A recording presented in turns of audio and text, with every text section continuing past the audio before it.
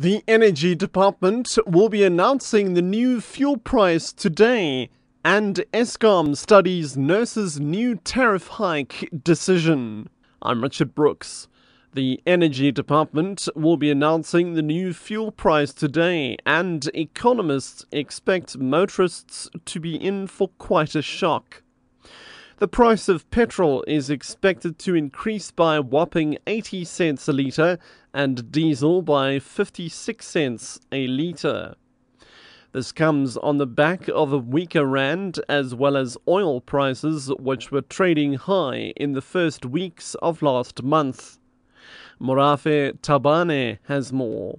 During the month of February, oil prices traded mostly higher, at some point going over $119 a barrel. However, over the past few days, they've been sliding somewhat on the back of the inconclusive Italian national elections. Oil analysts say this has softened the blow slightly in terms of the expected petrol increase. Meanwhile, the year-on-year petrol inflation rate is expected to increase in March to 16.4%.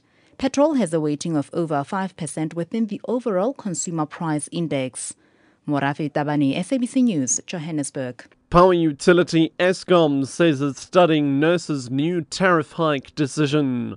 Eskom had applied for a 16% tariff hike every year for the next 5 years, but NERSA granted 8% per annum.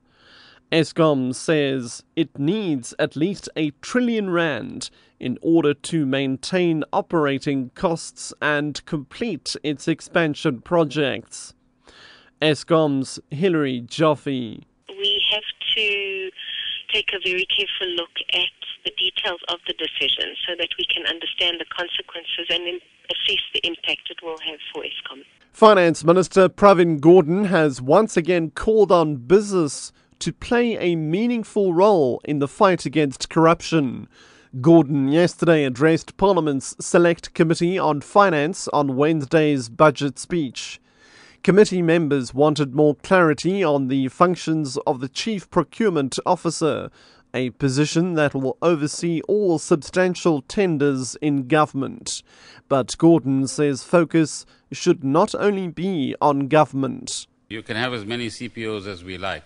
But if the culture in a society, and in particular, remember, on every single one of these transactions, there's a business person on the other side. And the focus, both in the media and elsewhere, is only on what government does. Let's start focusing on the business side, because it is business that overprices and benefits from that overpricing.